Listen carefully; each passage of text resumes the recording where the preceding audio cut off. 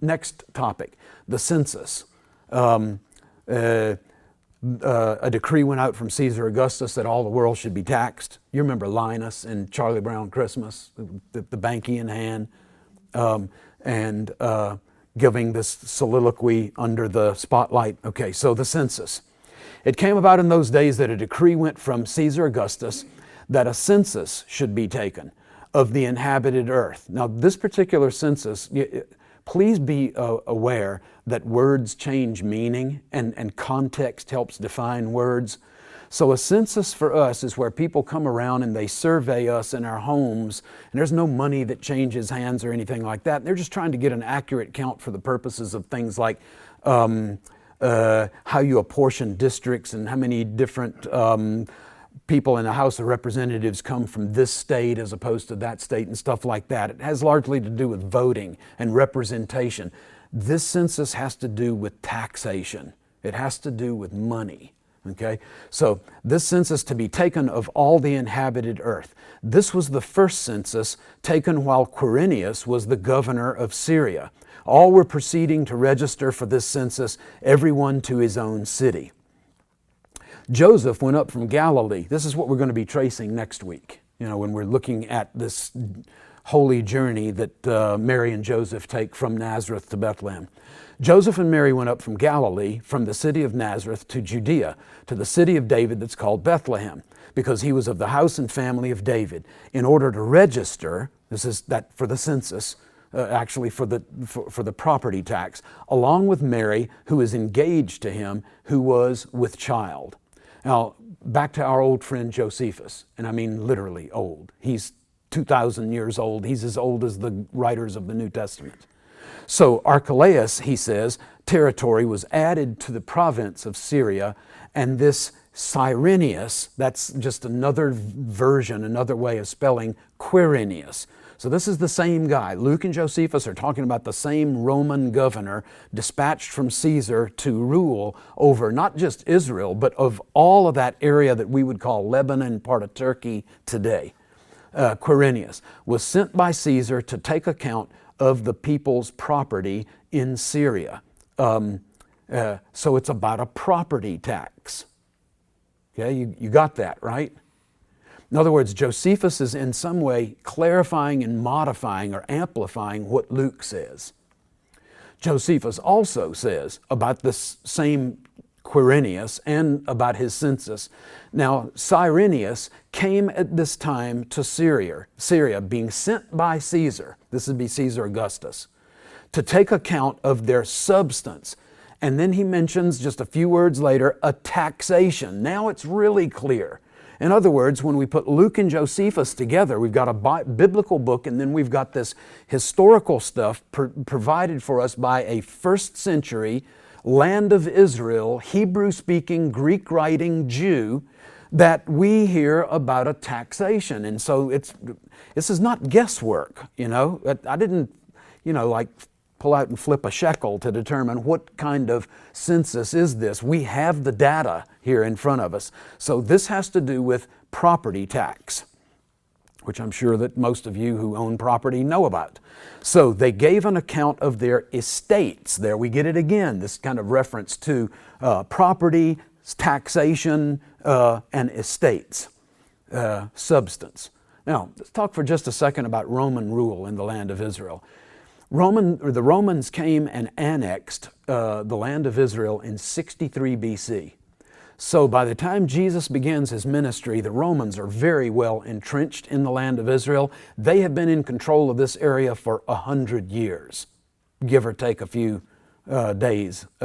And so these guys have a vast military, a gigantic empire, and they far eclipse in power anything that Jewish rebels or anybody that wanted to, cause a disturbance or a problem could try to muster. And they flexed that muscle. They didn't mind flexing that muscle. When I was a kid, I used to think, well, the Romans came up with crucifixion for Jesus just because they hated him so much. He was the only one.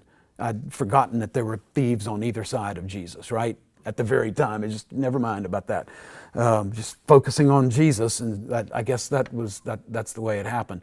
Now, the Romans had borrowed crucifixion from the Greeks, who got it from the Persians, who got it from the Babylonians, who got it from the Assyrians. It goes back to the 9th century BC. But the Romans had perfected it, and it was their favorite form of execution. So anybody who needed to be executed, most often they were going to be crucified. We have accounts from Josephus as well as other authors, Roman authors, that there are thousands of people at certain points in history crucified at the same time. Crucified at the same time. Josephus tells us that in AD 70, just before the walls were breached and Jerusalem was invaded by the Romans, they'd been under siege for months, that the Romans couldn't find places for any more crosses. That meant that basically they were touching end to end all around Jerusalem as a way of doing psychological warfare against the people who were still defending the city. Anybody that tried to escape, anybody that they found in the countryside that needed a good crucifixion, they were nailing them up to the tune of hundreds and thousands all around the city of Jerusalem. So another aspect of Roman rule was that Romans were really into taxes, because they would use taxes from conquered provinces to go and conquer other provinces, or to put down some rebellion somewhere, or just to pay their soldiers well. So Romans were not very much interested in equity or equality in terms of taxation. They got what they could get, and this was the status in Jesus' day. It was heavy-handed military occupation. People like Pontius Pilate, who was one of only 12 Roman governors, were military governors. They weren't elected. They didn't serve a certain term. They served at the behest of Caesar, and they answered only to him, and they were military officers, dispatched specifically to take care of problematic areas like the land of Israel that would often rebel or refuse to pay taxes. So this is the kind of situation that we find ourselves in at the time of Jesus. Probably not a kinder, gentler nation, if anybody remembers George Bush the First. Herod the Great. Herod the Great was a puppet king. He was Jewish by conversion. He was Edomite by birth. But he was Jewish by conversion, and the Romans chose to rule through him as long as he lived. After 4 BC, all bets were off, but for as long as Herod the Great was, around, the Romans ruled through him. So the Romans appointed him, the Roman Senate voted him to be given the title King of the Jews. Have you ever heard that title before? Where is he who has been born, not appointed, born King of the Jews? And then when Herod heard that, he was troubled, and all of Jerusalem with him. Do you begin to sense the tension and the problems of competing interests and people who are wanting to rule? Okay, so Herod the Great got his appointment in 37 BC. It took him 3 years to conquer his own people and his own country so that he could rule them. And so in 34 BC, he starts his actual reign from Jerusalem, and also later from a city that he would build from scratch called Caesarea, named for Caesar, as in Augustus, his patron. Herod the Great was not much of a practicing Jew. Most of what he did was, even though he was Jewish by conversion, was for external purposes. It was PR. It was for show.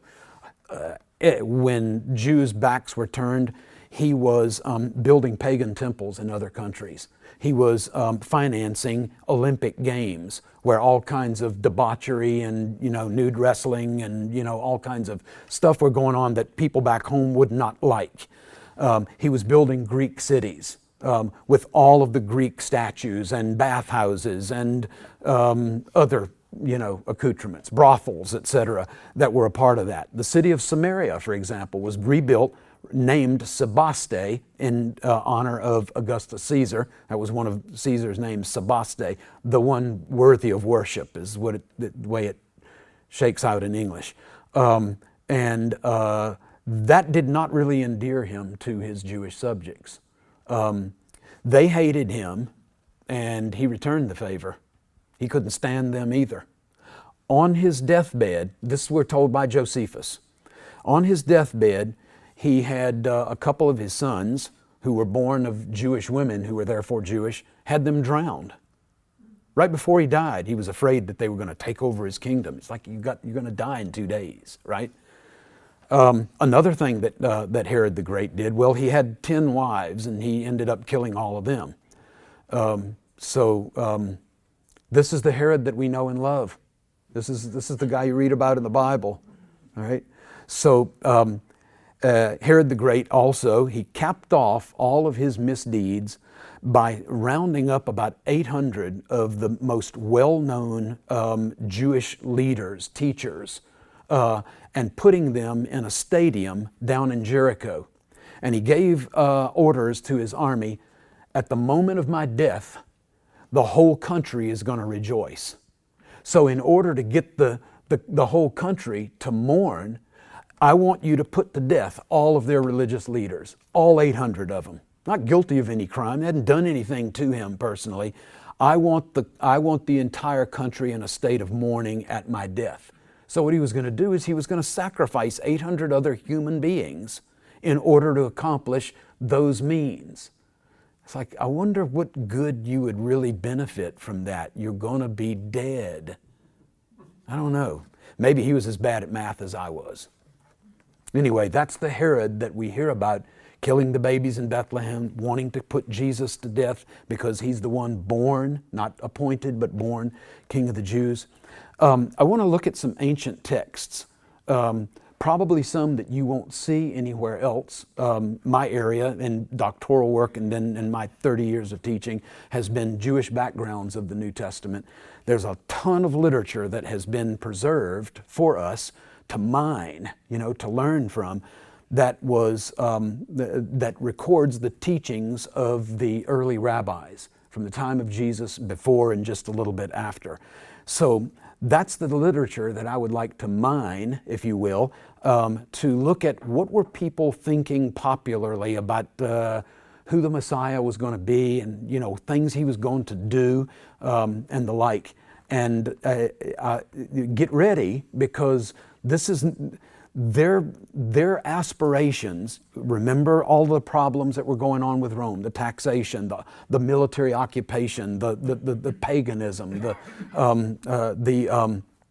the crucifixions without trial, and all kinds of stuff like that. Now, this then informs this kind of messianic hope. And so what you hear popularly in Sunday school lessons or in sermons or whatever, you're going to have the opportunity tonight to see the actual ancient literature that stands behind that sort of broader brushed picture that people paint in their sermons and teaching material. So the first thing that we want to do is we want to look at the Old Testament, the Hebrew Bible. In Micah chapter 5, which corresponds with Matthew chapter 2, this is a reference to the birth of the Messiah. As for you, Bethlehem Ephratah, too little among the clans of Judah, from you one will go forth from me to be a ruler in Israel. His goings forth are from long ago, from the days of all our eternity. That suggests to me pre-existence and eternality. Jesus' life didn't begin in the stable or in the manger. Jesus has existed. His goings forth are from long ago, from the days of all eternity. So even Micah knows this in the 8th century BC. All right. Then in the Gospel of John, we have something. So I'm starting with Bible, and then we'll jump off into the rabbis. The question comes up in Jesus' ministry: hasn't the Scripture said that the Christ comes from the offspring of David? He's going to be royalty, right? He's going to be a kingly figure. And from Bethlehem, the village where David was. So these are bystanders, onlookers. And they're interacting with these teachings of Jesus and the things that he's doing. And they're going, but wait a minute. If he's the Messiah, Christ and Messiah, they mean the same thing. Christ is Greek, Messiah is Hebrew. then why is it then, how can he be the Messiah if he's from Nazareth? Is this not Jesus the carpenter from Nazareth, right? People know about Jesus as being from Nazareth. So, but wait a minute, isn't he supposed to be from Bethlehem? Why? Because that's what Micah says. That's the prediction. We even have this in Herod's question to the religious leaders. Where's the Messiah supposed to be born? Well, he's supposed to be born in Bethlehem. By the way, 5 miles from Jerusalem. You can walk there in, like an hour and a half. 5 miles. When I was a kid, and you see the Christmas cantatas and stuff like that, and I used to think, okay, when the wise men left Jerusalem, then they're on the way to Bethlehem, and there are sandstorms, and there are howling jackals, and these people are getting old. They're having birthdays on the way. They're qualifying for Social Security. Folks are dying and being buried as they trek this great journey, this epic journey from Jerusalem. That you can see Bethlehem from Jerusalem, and you can see Jerusalem from Bethlehem. They're within eyesight of one another. So anyway, that's, pardon? Yeah, just sort of growing, and they indeed are. Jerusalem and Bethlehem, as they grow, are growing together. Jerusalem today and Bethlehem today are bigger than they've ever been in all of history. So they're, expanding. We have suburban sprawl going on in the Middle East as we sit here. All right. So now we go to the works of the rabbis, and watch what happens. This is a kind of like a commentary on the book of Ruth. And the rabbis say when Boaz tells Ruth, come here, he's referring to the King Messiah, who will draw near to the royalty, to the kingship. He's going to reign. He is going to rule. Do you see this in Jesus' life and ministry? First coming, do you see this? We see it in the second coming. We see it in the book of Revelation. We see it in some of this stuff that Paul and even that Jesus says about when it's going to happen the second time. When Jesus comes back, he's going to be the king. He's going to have the white horse. He's going to have the two-edged sword, etc., etc. He's going to be leading legions of saints and angels, etc. But the first coming, he's humble. He's riding on a colt, the foal of a donkey. He's healing. He's suffering. He's dying. So you have two different kinds of things going on, two different messianic programs, first coming and second coming. These guys, they see it all from so far away, I guess, or whatever. They're pouring it all into one coming. And so he's going to draw near to kingship. He's going to eat the bread of royalty, yeah? Eating the bread of royalty. For I will gather all the nations against Jerusalem to battle. And then the Messiah comes, and it's, anybody remember Karate Kid parts 1 through 7 or whatever it is? Wax on, wax off. That's what the Messiah is going to do. He will, and the quote is from Isaiah chapter 11, this is biblical. This is going to happen. But what Jesus taught us to understand is the first coming is mercy, and it's to deal with sin. The second time is judgment and to deal with sinners. See the difference? Okay. Jesus is the one to make that differentiation, not the ancient prophets of the Old Testament, not even the rabbis around the time of Jesus. So he will smite the land with the rod of his mouth. So this is what they're expecting. They're quoting these Old Testament references. When the Messiah comes, first time, right out of the chute, this is what it's going to look like. Another commentary, early rabbinic commentary. This time it's on the book of Numbers. The staff of Aaron, the high priest, that budded, that then got put inside the Ark of the Covenant. I think Indiana Jones found it in the first movie. Was held in the hand of each and every king. It says according to the rabbis. And this staff will also be held in the hand of the King Messiah. Do you see that, the language? The King Messiah. And he's going to be ruling with a ruler's staff in his hand. That goes all the way back to Aaron the high priest. This is the idea that the early rabbis had. As is stated, Yahweh is going to stretch forth from Zion your mighty staff. May you rule in the midst of your enemies. And you know that played, right? When you had your favorite cousin has just been crucified, you know, or your uncle has gone out of business because he's been taxed into oblivion or something like that. When the heavy hand of the Roman army has come in and taken all of the stores that you had planned to last the rest of the winter, and they took it, they mustered it just because they needed to feed their soldiers. Yeah, he's going to rule in the midst of these enemies. He'll be in control. He's going to take care of these problems. Another rabbinic commentary on the book of Esther this time.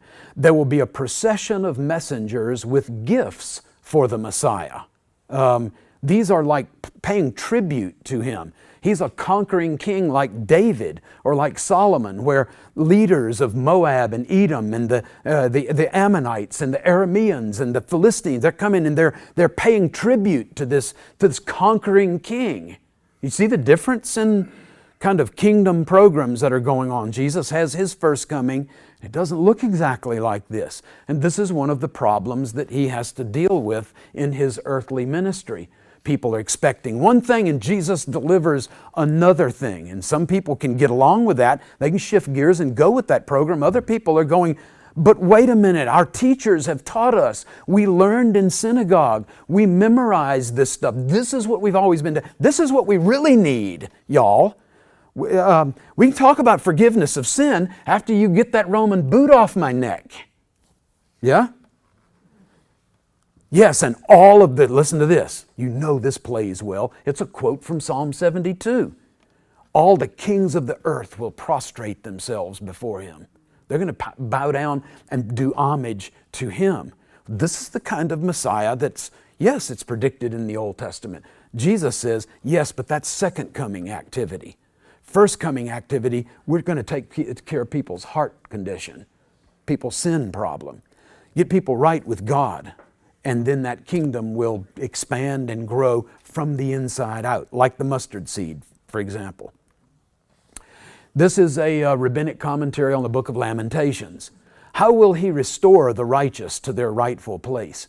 When the Holy One, blessed be he, God, will raise up the horn of his Messiah, as is written, he will give power to his king and victory to his anointed one. The word anointed one is Mashiach, Messiah. This is from a huge, Encyclopedia Britannica size set called the Babylonian Talmud. So just a big compendium of rabbinic teaching, learning. Okay, Abaye, one of the famous rabbi, says that David and his son, the Messiah, are going to rule in tandem, like an emperor and his viceroy. And the Messiah is going to be the king, and David is going to be the second in command. Yeah, we'll skip that. You can have this if you want it. I'll give it to anybody that's interested. I can just email it to you. Another rabbinic commentary. When the Messiah comes, they will not see the birth pangs of the Messiah, as it says, Ho, Zion, flee from Edom, which in the world of the rabbis becomes code for Rome. Becomes code for Rome. I have a reason. I think I've figured it out, but I may be wrong, so it doesn't matter. We're not going to go into that. Why did they use Edom? It's just the way that it's spelled and the way Hebrew letters look and stuff like that. But anyway, Edom becomes code for the rabbis for Rome. That way they can, make fun of Rome and they can cast aspersions on Rome and get away with it because they're not saying Rome, they're saying Edom. And Greece, because of their decrees. Run from Edom. Run from Rome and Greece because of their decrees. So the focuses of current messianic expectation, first century messianic beliefs, hopes, aspirations, is that it is exclusively a redemption that's going to happen for Jews, not for the whole world.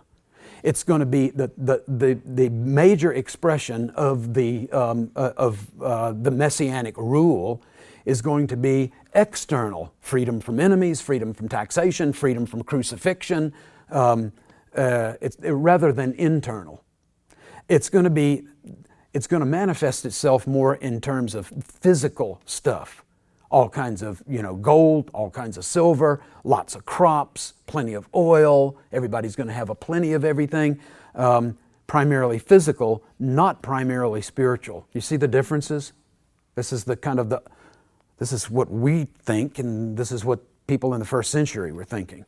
It's going to be primarily nationalistic. The focus is going to be on a revival of Israel's sovereignty and self-determination, as opposed to each person comes before this God individually. It's a one-on-one sort of thing. It's not a collective kind of thing. We get redeemed individual by individual, one by one by one. They're thinking in terms of the redemption of the entire nation, all at one time. It's victory over one's physical enemies, not victory over one's personal sin. And so all of these it's just kind of a summation of what we saw in those ancient sources. Thank you so much for taking the time to watch our videos. If you're benefiting from the content that you're receiving from them, please make sure that you're following us on Facebook and that you subscribe to the YouTube channel so you never miss a thing. While you're at it, share our content with your friends and family. Encourage them to follow us as well. Thanks for helping us to reach as many as we can with a powerful message of God's Word in its original context.